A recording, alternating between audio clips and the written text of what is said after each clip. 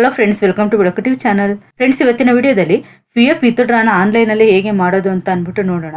ನೀವು ಪೂರ್ತಿ ವಿಡಿಯೋ ನೋಡಿದ್ರೆ ವಿತ್ಡ್ರಾ ಆನ್ಲೈನಲ್ಲೇ ಮಾಡ್ಕೊಳ್ಳೋದು ಹೇಗೆ ಅಂತ ಗೊತ್ತಾಗುತ್ತೆ. ಮತ್ತೆ ಕೆಲವೊಂದು ಕಂಡೀಷನ್ ಇರುತ್ತೆ. ನೀವು PF ವಿತ್ಡ್ರಾ ಮಾಡ್ಬೇಕಂತಂದ್ರೆ ನಿಮ್ದು UN ಆಕ್ಟಿವೇಟ್ ಆಗಿರಬೇಕು, ಮತ್ತೆ ಆಧಾರ್ ಪ್ಯಾನ್ ಎಲ್ಲ ಲಿಂಕ್ ಆಗಿರಬೇಕು. ಆ ಥರ ಕಂಡೀಷನ್ ಇರುತ್ತೆ. ಏನೇನೆಲ್ಲ ಕಂಡೀಷನ್ ಇದೆ ಮತ್ತೆ ಏನೇನೆಲ್ಲ ಡಾಕ್ಯುಮೆಂಟ್ ರಿಕ್ವೈರ್ಡ್ ಇರುತ್ತೆ ನೀವು PF ವಿತ್ಡ್ರಾ ಮಾಡೋದಕ್ಕೆ ಅಂತ ಅಂದ್ಬಿಟ್ಟು ನೋಡೋಣ. ಪೂರ್ತಿ ವಿಡಿಯೋ ನೋಡಿದ್ರೆ ಎಲ್ಲ ಇನ್ಫಾರ್ಮೇಶನ್ ತಿಳಿಯುತ್ತೆ. ಏನೇನೆಲ್ಲ ಕಂಡೀಷನ್ ನೀವು ಫುಲ್ಫಿಲ್ ಮಾಡಿರಬೇಕು PF ವಿತ್ಡ್ರಾ ಮಾಡ್ಕೊಳ್ಳೋದಕ್ಕಿಂತ ಮುಂಚೆ ಅಂತ ನೋಡೋದಾದ್ರೆ, ಒಂದು UN ಬಂದ್ಬಿಟ್ಟು ಆಕ್ಟಿವೇಟ್ ಆಗಿರಬೇಕು. ಒಂದು UN ಆಕ್ಟಿವೇಶನ್ ಆಗಿರೋದೊಂದು ಮ್ಯಾಂಡೇಟರಿ ಆಗಿರುತ್ತೆ. ಮತ್ತೆ KYC ವೆರಿಫಿಕೇಶನ್ ಆಗಿರಬೇಕು. ಅಂದ್ರೆ ನಿಮ್ದು ಆಧಾರ್, ಪ್ಯಾನ್ ಮತ್ತೆ ಬ್ಯಾಂಕ್ ಅಕೌಂಟ್ ಕೂಡ ವೆರಿಫೈಡ್ ಆಗಿರಬೇಕು. ಮತ್ತೆ ಎಂಪ್ಲಾಯರ್ ಅಪ್ರೂವಲ್ ರಿಕ್ವೈರ್ಡ್ ಏನು ಇರೋದಿಲ್ಲ ನೀವು ಆನ್ಲೈನ್ ಕ್ಲೈಮ್ ಮಾಡಬೇಕಾದ್ರೆ. ಪ್ರೊಸೆಸಿಂಗ್ ಟೈಮ್ ಬಂದ್ಬಿಟ್ಟು ಯೂಶುವಲಿ ಒಂದು 7 to 20 ಡೇಸ್ ಪ್ರೊಸೆಸಿಂಗ್ ಟೈಮ್ ಇರುತ್ತೆ. ಮತ್ತೆ ಫುಲ್ ವಿತ್ಡ್ರಾವಲ್ ಯಾವಾಗ ನೀವು ಮಾಡ್ಕೋಬೇಕು ಅಂತ ಮಾಡ್ಕೋಬಹುದು ಅಂತಂದ್ರೆ after 2 months of employment retirement. ನಿಮ್ ರಿಟೈರ್ಮೆಂಟ್ ಇರ್ಬೋದು, ಅಥವಾ ನೀವು ಕೆಲಸ ಬಿಟ್ಟಿದ್ರೆ ಏನು ಕೆಲಸ ಬಿಟ್ಟು 2 ತಿಂಗಳು ಆಗಿರಬೇಕು, ಅಥವಾ ರಿಟೈರ್ಡ್ ಆಗಿ 2 ತಿಂಗಳು ಆದ್ಮೇಲೆ ಮಾತ್ರ ನೀವು PF ವಿತ್ಡ್ರಾವಲ್ ಮಾಡ್ಕೊಳ್ಳೋಕ್ಕೆ ಒಂದು ಎಲಿಜಿಬಲ್ ಇರ್ತೀರಾ ಅಂತ ಹೇಳ್ಬೋದು. ಆಕ್ಟಿವೇಟೆಡ್ UN ಒಂದು UN ನಂಬರ್ ನಿಮ್ದು ಆಕ್ಟಿವೇಟ್ ಆಗಿರಬೇಕು. ಮತ್ತೆ ಆಧಾರ್, ಪ್ಯಾನ್, ಬ್ಯಾಂಕ್ ಅಕೌಂಟ್ ಕೂಡ ನಿಮ್ದು ವೆರಿಫೈಡ್ ಆಗಿರಬೇಕು. ಮೊಬೈಲ್ ನಂಬರ್ ಬಂದ್ಬಿಟ್ಟು ಬ್ಯಾಂಕ್ ಅಕೌಂಟ್ಗೆ ಲಿಂಕ್ ಆಗಿರಬೇಕು. ಮತ್ತೆ ಒಂದು ಡೇಟ್ ಆಫ್ ಎಕ್ಸಿಟ್ ಕೂಡ ಅಪ್ಡೇಟ್ ಆಗಿರಬೇಕು. ಇಷ್ಟ ಆಗಿದ್ರೆ ಮಾತ್ರ ನೀವು ಆನ್ಲೈನಲ್ಲಿ ವಿತ್ಡ್ರಾ ಮಾಡ್ಕೊಳ್ಳೋದಕ್ಕೆ ಎಲಿಜಿಬಿಲಿಟಿ ಇರ್ತೀರಾ. ಮತ್ತೆ ಏನೇನೆಲ್ಲ ಡಾಕ್ಯುಮೆಂಟ್ಸ್ ಬೇಕಾಗುತ್ತೆ ಅಂತ ಅಂದ್ಬಿಟ್ಟು ನೋಡೋಣ. ನೀವು PF ವಿತ್ಡ್ರಾ ಮಾಡ್ಕೊಳ್ಳೋದಕ್ಕೆ ಏನೇನೆಲ್ಲ ಡಾಕ್ಯುಮೆಂಟ್ಸ್ ಬೇಕಾಗುತ್ತೆ ಅಂತ ನೋಡೋದಾದ್ರೆ, ಒಂದು UN ಮತ್ತೆ KYC ಅದು most and should activate UN activate ಆಗಿರಬೇಕು. ಮತ್ತೆ ಆಧಾರ್, ಪ್ಯಾನ್ ಎಲ್ಲಾನು ಲಿಂಕ್ ಆಗಿರಬೇಕು. ಮತ್ತೆ ವೆರಿಫೈ ಕೂಡ ಆಗಿರಬೇಕು. ಬ್ಯಾಂಕ್ ಡೀಟೇಲ್ ಕೂಡ ಒಂದು UN ಲಿಂಕ್ ಆಗಿರಬೇಕು. ಮತ್ತೆ ವೆರಿಫಿಕೇಶನ್ ಕೂಡ ಕಂಪ್ಲೀಟ್ ಆಗಿರಬೇಕು. ಬ್ಯಾಂಕ್ ವೆರಿಫೈಡ್ ಆಗಿರಬೇಕು. ಮತ್ತೆ date of exit form 10C ಅಥವಾ ಫಾರ್ಮ್ 90 ನೀವು ಅಪ್ಲೈ ಮಾಡ್ತಿದ್ದೀರಾ ಅಂದ್ರೆ ಡೇಟ್ ಆಫ್ ಎಕ್ಸಿಟ್ ಆಗಿರೋದೊಂದು ಕಂಪಲ್ಸರಿ ಆಗಿರುತ್ತೆ. ಮತ್ತೆ ಸರ್ವಿಸ್ ಓವರ್ಲ್ಯಾಪ್ ಆಗಿರಬಾರ್ದು. ಮತ್ತೆ ನೀವು ಆನ್ಲೈನ್ ಅಲ್ಲಿ ವಿತ್ಡ್ರಾ ಮಾಡ್ಕೋಬೇಕಂತಂದ್ರೆ ನೀವು ಫುಲ್ ಸೆಟ್ಲ್ಮೆಂಟ್ ಮಾಡ್ತಾ ಇದ್ದೀರಾ ಅಂದ್ರೆ ಅಲ್ಲಿ ಫಾರ್ಮ್ ನಂಬರ್ 19 ಅಂತ ಇರುತ್ತೆ. ಅದನ್ನ ನೀವು ಅಪ್ಲೈ ಮಾಡಬೇಕು. ಅದು ಬಂದ್ಬಿಟ್ಟು 3 to 15 ಡೇಸ್ 3 to 5 ಡೇಸ್ ಅಲ್ಲಿ ಆನ್ಲೈನ್ ವೆರಿಫಿಕೇಶನ್ ಆಗುತ್ತೆ. ಅದಕ್ಕೆ ಎಂಪ್ಲಾಯರ್ ಅಪ್ರೂವಲ್ ಏನು ಅವಶ್ಯಕತೆ ಇರೋದಿಲ್ಲ. ಮತ್ತೆ ಪಾರ್ಷಿಯಲ್ ಅಡ್ವಾನ್ಸ್ ಮಾಡ್ಕೋತೀರಾ ಅಂದ್ರೆ ಫಾರ್ಮ್ 31 ಅಂತ ಅಂದ್ಬಿಟ್ಟು ಅಪ್ಲೈ ಮಾಡಬೇಕು. ಅದು 7 to 10 ಡೇಸ್ ಆನ್ಲೈನ್ ಪ್ರೊಸೆಸಿಂಗ್ ಇರುತ್ತೆ. ಅದು ಕೂಡ ಎಂಪ್ಲಾಯರ್ ಅಪ್ರೂವಲ್ ಏನು ಅವಶ್ಯಕತೆ ಇರೋದಿಲ್ಲ. ಮತ್ತೆ ಪೆನ್ಷನ್ ವಿತ್ಡ್ರಾವಲ್ ಬಂದ್ಬಿಟ್ಟು ಫಾರ್ಮ್ 10C ಅಂತ ಬರುತ್ತೆ, ಅದಕ್ಕೆ ಅಪ್ಲೈ ಮಾಡಬೇಕು. ಅದು 7 to 20 days time processing time ಇರುತ್ತೆ. ಅದು ಕೂಡ ಎಂಪ್ಲಾಯರ್ ಕಡೆಯಿಂದ ಅಪ್ರೂವಲ್ ಇರೋದಿಲ್ಲ. ಡೈರೆಕ್ಟ್ ಆನ್ಲೈನಲ್ಲೇ ಒಂದು ಪ್ರೋಸೆಸ್ ಆಗುತ್ತೆ ಅಂತ ಹೇಳ್ಬೋದು. ಮತ್ತೆ ನೀವು ಆನ್ಲೈನಲ್ಲಿ ಅಪ್ಲಿಕೇಶನ್ ಹೇಗೆ ಹಾಕೋದು, ಹೇಗೆ ವಿತ್ಡ್ರಾ ಮಾಡ್ಕೊಳ್ಳೋದು ಅಂತಂದ್ರೆ ಒಂದು ಸಿಂಪಲ್ ಒಂದು 8 ಸ್ಟೆಪ್ಸ್ ಇದಾವೆ. ಅದನ್ನು ನೋಡ್ಬೋದು ಇಲ್ಲೇನೆ. ಸ್ಟೆಪ್ 1 ಬಂದ್ಬಿಟ್ಟು ನೀವು UN ಮೆಂಬರ್ ಪೋರ್ಟಲ್ಗೆ ಲಾಗಿನ್ ಮಾಡ್ಕೋಬೇಕು. ಆ ಲಾಗಿನ್ ಮಾಡಬೇಕಾದ್ರೆ ನಿಮ್ಮ ಹತ್ರ UN ನಂಬರ್ ಇರಬೇಕು ಮತ್ತೆ ಪಾಸ್ವರ್ಡ್ ಇರಬೇಕು. ಆ UN ನಂಬರ್ ಪಾಸ್ವರ್ಡ್ ಹಾಕ್ಬಿಟ್ಟು ನೀವು ಲಾಗಿನ್ ಮಾಡ್ಕೋಬೇಕಾಗುತ್ತೆ. ಮತ್ತೆ KYC ಬಂದ್ಬಿಟ್ಟು ವೆರಿಫೈಡ್ ಆಗಿದೆ ಇಲ್ವಾ ಅಂತ ಚೆಕ್ ಮಾಡ್ಕೋಬೇಕು. KYC ಸ್ಟೇಟಸ್ ಬಂದ್ಬಿಟ್ಟು ಒಂದು ಮ್ಯಾನೇಜ್ ಅಂತ ಒಂದು ಆಪ್ಷನ್ ಇರುತ್ತೆ ಟ್ಯಾಬ್. ಅದ್ರ ಅಂಡರಲ್ಲಿ ಹೋಗಿ ನೋಡಿದ್ರೆ ನಿಮಗೆ ಆಧಾರ್ ನಂಬರ್ ಮತ್ತೆ ಬ್ಯಾಂಕ್ ಡೀಟೇಲ್ ಎಲ್ಲ ಕರೆಕ್ಟಾಗಿ ಇದೆಯಾ ಮತ್ತೆ ವೆರಿಫೈಡ್ ಆಗಿದೆಯಾ ಅಂತ ಚೆಕ್ ಮಾಡ್ಕೋಬೇಕು. ಸ್ಟೆಪ್ 3 ಬಂದ್ಬಿಟ್ಟು ಅಲ್ಲಿ ಆನ್ಲೈನ್ ಸರ್ವಿಸಸ್ ಅಂತ ಒಂದು ಟ್ಯಾಬ್ ಇರುತ್ತೆ.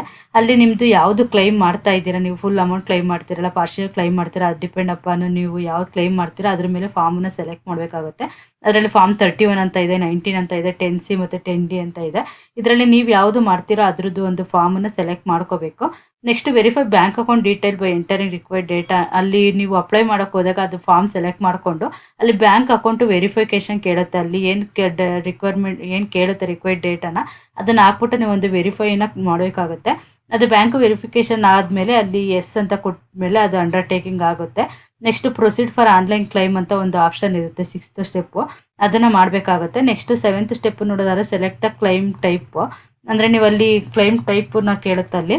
ಅಂದರೆ PF ಅಡ್ವಾನ್ಸ್ ಮಾಡ್ತಾ ಇದ್ದೀರಾ ಫಾರ್ಮ್ 31 ಬರುತ್ತೆ. If you are still working ಅಂದರೆ ನೀವು ಇನ್ನೂ ವರ್ಕಿಂಗಲ್ಲಿ ಇದ್ದೀರಾ ಅಂತಂದರೆ ಫಾರ್ಮ್ 31ಗೆ ಅಪ್ಲೈ ಮಾಡಬೇಕಾಗುತ್ತೆ. ಇಲ್ಲ ನೀವು ಓನ್ಲಿ PF ವಿತ್ಡ್ರಾವಲ್ ಮಾಡ್ತಾ ಇದ್ದೀರಾ ಅಂತಂದರೆ ಫಾರ್ಮ್ 19ಗೆ ಅಪ್ಲಿಕೇಶನ್ ಹಾಕಬೇಕಾಗುತ್ತೆ. If you left the job ಅಂದರೆ ನೀವು ಲೆಫ್ಟ್ ಜಾಬನ್ನ ಬಿಟ್ಟಿರಬೇಕು, ಅಂದರೆ ಕೆಲಸ ಬಿಟ್ಟಿರಬೇಕು, ಕೆಲಸ ಬಿಟ್ಟು 2 months ಆಗಿರಬೇಕು, ಇಲ್ಲ ರಿಟೈರ್ಮೆಂಟ್ ಆಗಿ 2 months ಆಗಿರಬೇಕು. ಆವಾಗ ನೀವು PF ವಿತ್ಡ್ರಾವಲ್ ಮಾಡಬೇಕಾಗುತ್ತೆ ಫಾರ್ಮ್ 19 ಫಾರ್ಮ್ ಯೂಸ್ ಮಾಡಿಕೊಂಡು. ನೆಕ್ಸ್ಟ್ ಓನ್ಲಿ ಪೆನ್ಷನ್ ವಿತ್ಡ್ರಾ ಮಾಡ್ತಾ ಇದ್ದೀರಾ ಅಂತಂದರೆ ಅವಾಗ ಕೂಡ ನೀವು ಜಾಬ್ ಬಿಟ್ಟಿರ್ತೀರಾ ಅಂದರೆ ಫಾರ್ಮ್ 10C ಅಂತ ಇರುತ್ತೆ, ಅದನ್ನು ನೀವು ಅಪ್ಲೈ ಮಾಡಬೇಕಾಗುತ್ತೆ. ಫಾರ್ಮ್ 10C ಅಂಡರಲ್ಲಿ ಅಪ್ಲೈ ಮಾಡಬೇಕು.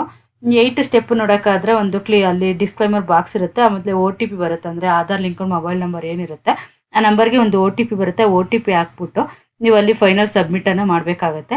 ಇಷ್ಟು ಮಾಡಿದ್ರೆ ಅಪ್ಲಿಕೇಶನ್ ಸಬ್ಮಿಷನ್ ಆಗುತ್ತೆ. ಆನ್ಲೈನಲ್ಲಿ ಹೆಂಗೆ ಮಾಡೋದು ಅಂತ ನೋಡಿದ್ರಿ. ಮತ್ತು ಉಮಂಗ್ ಆಪಲ್ಲಿ ಕೂಡ ನೀವು PFನ ವಿತ್ಡ್ರಾ ಮಾಡೋದಕ್ಕೆ ಇವಾಗೆಲ್ಲ ಆಪ್ಷನ್ ಕೊಟ್ಟಿದ್ದಾರೆ. ಅದು ಹೇಗೆ ಅಂತ ನೋಡೋದಾದ್ರೆ ಸ್ಟೆಪ್ 1 ನೋಡೋದಾದ್ರೆ ಉಮಂಗ್ ಆ್ಯಪನ್ನು ನೀವು ಡೌನ್ಲೋಡ್ ಮಾಡ್ಕೊಬೇಕು, ಓಪನ್ ಮಾಡ್ಕೋಬೇಕು. ಅಂದರೆ ನಿಮ್ಮ ರಿಜಿಸ್ಟರ್ ಮೊಬೈಲ್ ನಂಬರ್ ಏನಿರುತ್ತೆ ಅದನ್ನು ಹಾಕ್ಬಿಟ್ಟು ನೀವು ಅದನ್ನು ಡೌನ್ಲೋಡ್ ಮಾಡ್ಕೊಂಡು ಓಪನ್ ಮಾಡ್ಕೋಬೇಕಾಗತ್ತೆ. ಅಲ್ಲಿ ಬಂದ್ಬಿಟ್ಟು ಸರ್ಚ್ ಆಪ್ಷನ್ಗೆ ಹೋಗ್ಬಿಟ್ಟು EPFO ಸರ್ವಿಸಸ್ ಅಂತ ಸರ್ಚ್ ಆಪ್ಷನ್ ಸೆಲೆಕ್ಟ್ ಮಾಡಿ ನೆಕ್ಸ್ಟ್ ರೈಸ್ ಕ್ಲೈಮ್ ಅಂತ ಒಂದು ಆಪ್ಷನ್ ಇರುತ್ತೆ, ಅದನ್ನು ಕ್ಲಿಕ್ ಮಾಡಬೇಕಾಗುತ್ತೆ. ಅಲ್ಲಿ ಬಂದ್ಬಿಟ್ಟು ಒಂದು ನಂಬರನ್ನು ಹಾಕಿ OTP ಬರುತ್ತೆ ನಿಮ್ಮ ಮೊಬೈಲ್ ನಂಬರ್ಗೆ, ಆಧಾರ್ ಲಿಂಕ್ಡ್ ಮೊಬೈಲ್ ನಂಬರ್ಗೆ. ಆ OTP ಹಾಕೊಂಡ್ಬಿಟ್ಟು ನೀವು ಲಾಗಿನ್ ಮಾಡ್ಕೋಬೇಕಾಗುತ್ತೆ. ಲಾಗಿನ್ ಮಾಡ್ಕೊಂಡ್ಮೇಲೆ ಅಲ್ಲಿ select the type of withdrawal claim ಅಂತ ಕೇಳುತ್ತೆ. ಅಲ್ಲಿ ಫುಲ್ PF ಸೆಟ್ಲ್ಮೆಂಟ್ ಆಗಬೇಕು, ಇಲ್ಲ ಪಾರ್ಷಿಯಲ್ PF ವಿತ್ಡ್ರಾವಲ್ ಮಾಡ್ತಾ ಇದ್ದೀರಾ ಅಥವಾ ಪೆನ್ಷನ್ ವಿತ್ಡ್ರಾವಲ್ ಮಾಡ್ತಾ ಇದ್ದೀರಾ ಅಂತ ಅಂದ್ಬಿಟ್ಟು ಸೆಲೆಕ್ಟ್ ಮಾಡ್ಕೋಬೇಕು. ಅಲ್ಲಿ verify your bank account details linked with ಅಂದರೆ UN ಜೊತೆಗೆ ಯಾವುದು ಬ್ಯಾಂಕ್ ಅಕೌಂಟ್ ಡೀಟೇಲ್ಸ್ ಲಿಂಕ್ ಆಗಿರುತ್ತೋ ಅದನ್ನು ವೆರಿಫೈ ಮಾಡ್ಕೋಬೇಕು. ಮತ್ತು ಅಪ್ಲೋಡ್ ರಿಕ್ವೈರ್ಡ್ ಡಾಕ್ಯುಮೆಂಟ್ಸ್ ಅಂದರೆ ಅಲ್ಲಿ ಯಾವುದು ರಿಕ್ವೈರ್ಡ್ ಡಾಕ್ಯುಮೆಂಟ್ಸ್ ಕೇಳಿರ್ತಾರೋ ಅದನ್ನು ಅಪ್ಲೋಡ್ ಮಾಡಬೇಕಾಗುತ್ತೆ. ಅಪ್ಲೋಡ್ ಮಾಡ್ಕೊಂಬಿಟ್ಟು ಆಮೇಲೆ ಸಬ್ಮಿಟ್ ದ ಕ್ಲೈಮ್ ರಿಕ್ವೆಸ್ಟನ್ನು ಸಬ್ಮಿಟ್ ಮಾಡಬೇಕಾಗುತ್ತೆ. ಮತ್ತು ಕ್ಲೈಮ್ ರೆಫರೆನ್ಸ್ ನಂಬರ್ ಏನು ಬರುತ್ತೆ ಅದನ್ನು ನೀವು ಸೇವ್ ಮಾಡಿ ಇಟ್ಕೋಬೇಕು ಒಂದು ಟ್ರ್ಯಾಕನ್ನು ಮಾಡೋದಕ್ಕೆ ಅಪ್ಲಿಕೇಶನನ್ನು. ಇಷ್ಟು PF ವಿತ್ಡ್ರಾವಲ್ ನೀವು ಆನ್ಲೈನಲ್ಲಿ ಹೇಗೆ ಮಾಡ್ಕೋಬೇಕು ಮತ್ತು ನೀವು ಏನೆಲ್ಲ ಕಂಡೀಷನನ್ನು ಫುಲ್ಫಿಲ್ ಮಾಡಿರಬೇಕು ಒಂದು ಆನ್ಲೈನ್ ಅಪ್ಲಿಕೇಶನ್ ಹಾಕ್ಕೊಳ್ಳೋದಕ್ಕೆ, ಮತ್ತು ಯಾವುದೆಲ್ಲ ಕಂಡೀಷನ್ ಜೊತೆಗೆ ನೀವು ಯಾವ ಫಾರ್ಮು ಯಾವುದಕ್ಕೆ ನೀವು ಹಾಕ್ಕೋಬೇಕಾಗುತ್ತೆ. ನಾವು ಹೇಳಿದ್ವಿ ಇವಾಗ ಎಕ್ಸಾಂಪಲ್ ಫಾರ್ಮ್ 31, 19, 10C, 10D ಅಂತ ಬರುತ್ತೆ ಅಂತ ಅಂದ್ಬಿಟ್ಟು ಇದು ಯಾವುದೇ ಫಾರ್ಮು ಯಾವುದಕ್ಕೆ ಹಾಕೋಬೇಕು ಅಂತ ಅಂದ್ಬಿಟ್ಟು ಎಲ್ಲನೂ ಈ ವಿಡಿಯೋದಲ್ಲಿ ಹೇಳಿದ್ದೀವಿ. ಮತ್ತು ನಿಮ್ಮ ಫ್ರೆಂಡ್ಸಿಗೂ ನಿಮ್ಗೆ ಗೊತ್ತಿರೋರ್ಗೂ ಶೇರ್ ಮಾಡಿ, ಅವ್ರಿಗೆ ಕೂಡ ಇನ್ಫಾರ್ಮೇಷನ್ ಶೇರ್ ಆಗಲಿ. ನೀವೇನಾದರೂ PF ವಿತ್ಡ್ರಾವಲ್ ಬಗ್ಗೆ ಏನಾದರೂ ಡೌಟ್ಸ್ ಇತ್ತು ಇಲ್ಲ PF ವಿತ್ಡ್ರಾವಲ್ ಮಾಡ್ಕೋಬೇಕು ಅಂದರೆ ಸ್ಕ್ರೀನ್ ಮೇಲೆ ಕಾಣಿಸ್ತಾ ಇರೋ ನಂಬರ್ಗೆ ನೀವು ಕಾಂಟ್ಯಾಕ್ಟ್ ಮಾಡಿದ್ರೆ ನೀವು PF ವಿತ್ಡ್ರಾವಲ್ನ ಆನ್ಲೈನಲ್ಲಿ ಮಾಡಿಸ್ಕೋಬೋದು.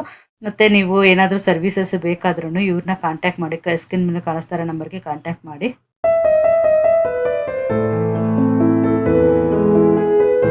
ಮೈಕ್ಯಾಪ್ ಟ್ಯಾಕ್ಸ್ ಅಂಡ್ HR ಸೊಲ್ಯೂಷನ್ ಅಂತ ಅಂದ್ಬಿಟ್ಟು ಆಡಿಟರ್, ಟ್ಯಾಕ್ಸ್, HR ಮತ್ತು ಬಿಸ್ನೆಸ್ ಕನ್ಸಲ್ಟೆಂಟ್ ಸರ್ವಿಸಸ್ ಇದಾವೆ. ಏನೇನೆಲ್ಲ ಸರ್ವಿಸಸ್ ಬರುತ್ತೆ ಅಂತ ನೋಡೋದಾದ್ರೆ GST ರಿಜಿಸ್ಟ್ರೇಷನ್ ಮತ್ತು ಫೈಲಿಂಗು, ಮತ್ತು FSSI ಅಥವಾ ಫುಡ್ ಲೈಸೆನ್ಸ್ ರಿಜಿಸ್ಟ್ರೇಷನ್, ಬೇಸಿಕ್ ಇರ್ಬೋದು, ಸ್ಟೇಟ್ ಇರ್ಬೋದು, ಸೆಂಟ್ರಲ್ ಇರ್ಬೋದು, ಎಲ್ಲ ಥರ ಲೈಸೆನ್ಸ್ ಮಾಡ್ತಾರೆ. ಮತ್ತು shop and establishment, form C ಅಥವಾ ಒಂದು ಲೇಬರ್ ಲೈಸೆನ್ಸ್ ಅಂತ ಏನು ಕರಿತೀವಿ ಇದು ರಿಜಿಸ್ಟ್ರೇಷನ್ ಕೂಡ ಆಗುತ್ತೆ. ಮತ್ತು ಝೊಮ್ಯಾಟೊ, ಸ್ವಿಗ್ಗಿ ರಿಜಿಸ್ಟ್ರೇಷನ್ ಕೂಡ ಇದೆ. ಮತ್ತು ISO ರಿಜಿಸ್ಟ್ರೇಷನ್ ಕೂಡ ಮಾಡಿಕೊಡ್ತಾರೆ. ಮತ್ತು PF ಮತ್ತು ESI ರಿಜಿಸ್ಟ್ರೇಷನ್ ಮತ್ತು filing, ITR filing, MSME registration, ಮತ್ತು ಟ್ರೇಡ್ ಮಾರ್ಕ್ ರಿಜಿಸ್ಟ್ರೇಷನ್ನು ಅಂದರೆ ಬ್ರಾಂಡ್ ನೇಮ್ ಏನಿರುತ್ತೆ ಅದು ರಿಜಿಸ್ಟ್ರೇಷನ್ ಕೂಡ ಮಾಡಿಕೊಡ್ತಾರೆ. ಮತ್ತು ಇಂಪೋರ್ಟ್ ಎಕ್ಸ್ಪೋರ್ಟ್ ಲೈಸೆನ್ಸ್ ಕೂಡ ಆಗುತ್ತೆ. ಮತ್ತು ಪೇರೋಲ್ ಸಾಫ್ಟ್ವೇರ್ ಕೂಡ ಇದೆ. ಲೋನ್ಸ್ ಮತ್ತು ಅದರ್ ಫೈನಾನ್ಷಿಯಲ್ ಸರ್ವಿಸಸ್ ಕೂಡ ಇದೆ. ಯಾವುದೋ ಒಂದು ಲೈಸೆನ್ಸ್ ಬೇಕು ಅಂತಂದರೆ ನಿಮಗೆ ಒಂದು ಇದು ಶಾಪ್ ಆ್ಯಂಡ್ ಎಸ್ಟಾಬ್ಲಿಷ್ಮೆಂಟ್ ಇರ್ಬೋದು, ಫುಡ್ ಲೈಸೆನ್ಸ್ ಇರ್ಬೋದು, ಇದೆಲ್ಲ ಬಂದ್ಬಿಟ್ಟು ಒಂದು 3-4 ಡೇಸಲ್ಲಿ ಅಪ್ರೂವಲ್ ಕೂಡ ಇರುತ್ತೆ. ಯಾವುದೇ ಒಂದು ಸರ್ವಿಸ್ ಬೇಕಂತಂದರೆ ಸ್ಕ್ರೀನ್ ಮೇಲೆ ಕಾಣಿಸ್ತಾರೋ ನಂಬರ್ಗೆ ಕಾಂಟ್ಯಾಕ್ಟ್ ಮಾಡಿದ್ರೆ ಈ ಯಾವುದೇ ಒಂದು ಸರ್ವಿಸನ್ನು ನೀವು ಪಡ್ಕೋಬೋದು. ಮತ್ತು ವೆಬ್ಸೈಟ್ ಕೂಡ ಇದೆ, ವೆಬ್ಸೈಟಲ್ಲಿ ಕೂಡ ನೀವು ಕಾಂಟ್ಯಾಕ್ಟ್ ಮಾಡ್ಬೋದು ನಮ್ಮನ್ನ. ಮೈಕ್ಯಾಪ್ ಟ್ಯಾಕ್ಸ್ ಮತ್ತು HR ಸೊಲ್ಯೂಷನ್ಸ್, ಅದು ಮೈಕ್ಯಾಪ್ ಟ್ಯಾಕ್ಸ್ ಆ್ಯಂಡ್ HR solution.in ಅಂತ ಅಂದ್ಬಿಟ್ಟು ಇಲ್ಲಿದೆ ನೋಡಿ. ಲಿಂಕನ್ನು ನಾವು ಡಿಸ್ಕ್ರಿಪ್ಷನಲ್ಲಿ ಹಾಕಿರ್ತೀವಿ. ಈ ಲಿಂಕಿಗೆ ಹೋದರೆ ನೀವು ಈ ಥರ ಒಂದು ಅವ್ರದ್ದು ವೆಬ್ಸೈಟ್ ಕೂಡ ಓಪನ್ ಆಗೋದು. ವೆಬ್ಸೈಟಲ್ಲಿ ಯಾವುದೆಲ್ಲ ಸರ್ವಿಸಸ್ ಇದ್ದಾವೆ ಅಂತ ಅಂದ್ಬಿಟ್ಟು ಲಿಸ್ಟಿಂಗ್ ಕೂಡ ಇದೆ. ಯಾವುದೇ ಸರ್ವಿಸಸ್ ಬೇಕಾದರೆ ನೀವು ಇವ್ರನ್ನ ಕಾಂಟ್ಯಾಕ್ಟ್ ಮಾಡ್ಬೋದು. ಕಾಂಟ್ಯಾಕ್ಟ್ ನಂಬರ್ ಇರ್ಬೋದು, ಮತ್ತು ಒಂದು ಮೇಲ್ ID ಕೂಡ ಇದೆ, ಅದು ಕೂಡ ನೀವು ಕಾಂಟ್ಯಾಕ್ಟ್ ಮಾಡ್ಬೋದು. ಇಲ್ಲಿ ಕಾಂಟ್ಯಾಕ್ಟ್ ನಂಬರ್ ಕೂಡ ಇದೆ. ವೆಬ್ಸೈಟ್ ಕೂಡ ನೀವು ರೆಫರ್ ಮಾಡ್ಕೊಳ್ಳಿ. ಇದೇ ರೀತಿ ಬಿಸ್ನೆಸ್ ಐಡಿಯಾಸ್ ವೀಡಿಯೋಸು ಮತ್ತು ಒಂದು ಲೈಸೆನ್ಸ್ಗಳ ಬಗ್ಗೆ ವೀಡಿಯೋಸ್ ಕೂಡ ಹಾಕ್ತಾ ಇರ್ತೀವಿ ನಮ್ಮ ಚಾನಲಲ್ಲಿ. ನೀವಿನ್ನ ಸಬ್ಸ್ಕ್ರೈಬ್ ಮಾಡ್ಕೊಂಡಿಲ್ಲ ಸಬ್ಸ್ಕ್ರೈಬ್ ಮಾಡ್ಕೊಳ್ಳಿ ಮತ್ತು ಫಾಲೋ ಕೂಡ ಮಾಡ್ಕೊಳ್ಳಿ. ನಿಮ್ಮ ಫ್ರೆಂಡ್ಸು ಕೂಡ ಶೇರ್ ಮಾಡಿ, ಅವ್ರಿಗೆ ಕೂಡ ಇನ್ಫಾರ್ಮೇಷನ್ ಶೇರ್ ಆಗಲಿ. Thank you for watching.